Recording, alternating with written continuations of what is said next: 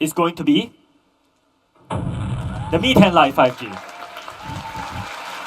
1, 2, 1, 2, 1, 2, 1, 2. Yo les amis, comment ça va aujourd'hui? J'étais en train de regarder la présentation des derniers Xiaomi Mi 10 et là quand le prix est arrivé, je me suis dit...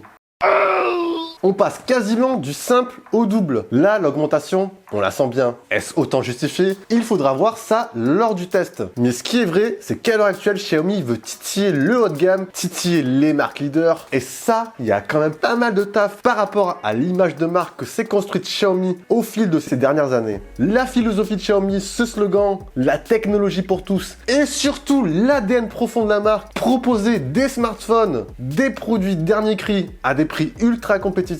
Ça évolue, ça change. De plus, je le répète dans chacune de mes vidéos parlant de Xiaomi. Xiaomi, roi du rapport qualité-prix, Xiaomi nous a encore bluffé avec ce smartphone et ce prix ultra canon. Cette année, changement de cap, évolution de la marque, je ne sais pas. Il faudra voir ça au fil du temps. Mais ce qui est sûr, c'est que dans les faits, on a un Mi 9 l'an dernier qui était sorti à 499 € et un Mi 10 cette année qui sort à 799 €. Our prices will start at 799 euros and 999 euros for Mi 10 Pro.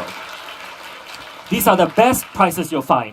Soit 60% d'augmentation. Et à côté de ça, on a une version 10 Pro qui devrait frôler les 1000 €. Pour les fans de la marque, ceux qui sont là depuis le début, ceux qui attendent chaque année le smartphone haut de gamme, je pense que la pilule risque de mal passer. Et c'est pour ça que je dis que cette année, le Mi 10 Lite devrait être dans un premier temps le smartphone qui va sortir du lot. Pourquoi cela? Plusieurs raisons. La première raison, le prix. Dans l'esprit des fans de la marque, Xiaomi c'est quoi? Xiaomi égale rapport qualité-prix.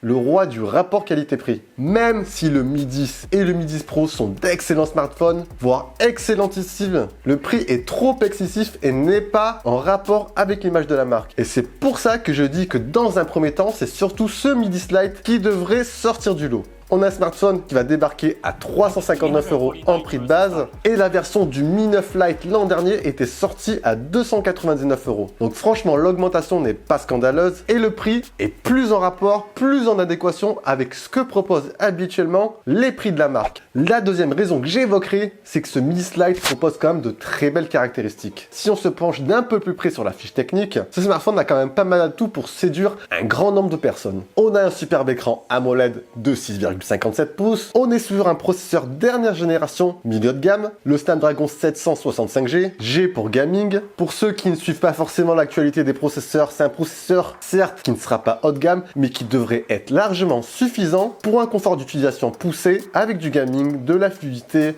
du multitâche et j'en passe. Vous ajoutez à cela un quadruple capteur photo à l'arrière avec un capteur principal de 48 mégapixels et en parallèle on aura un capteur selfie de 16 mégapixels. Donc bien paré pour une belle polyvalence. Le tout va être soutenu par une bonne batterie de 4160 mAh. Donc sur le papier, on s'attend quand même à une bonne autonomie. Xiaomi nous annonce en plus que cette batterie sera accompagnée d'un super chargeur 20 watts. Bon, on est loin des 50 watts de la version Mi 10 Pro, mais ce chargeur 20 watts devrait être largement suffisant pour recharger une très grande partie de la batterie en peu de temps. Et dernier point, en termes de stockage, donc on devrait avoir deux versions. Une version à 64 Go de stockage avec un prix de 349 € et une version 128 Go de stockage avec un prix de 399 €. Franchement, avec de telles caractéristiques, ce Mi 10 Lite a largement de quoi satisfaire un grand nombre de personnes, même les personnes les plus exigeantes. Et la troisième raison que j'évoquerai avec vous, c'est la compatibilité du smartphone avec la 5G. Bon, je vois, vous allez me dire, la 5G n'est pas encore arrivée en France. À quoi ça sert? Oui, elle n'est pas arrivée, mais au moins la marque annonce, la marque tease, la marque nous présente un smartphone compatible 5G. Et elle nous balance, voilà, nous on est capable de proposer un smartphone pas cher, avec une belle fiche technique et compatible 5G. Même si cela ne veut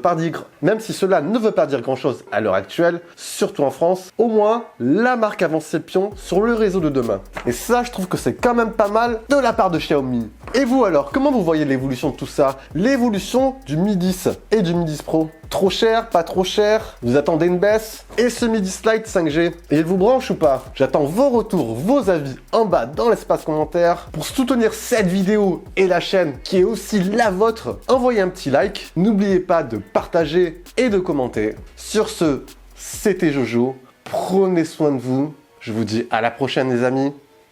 Ciao ciao. Bon chérie, on mange quoi aujourd'hui en mode confinement? Parce que là j'ai faim un petit peu, hein.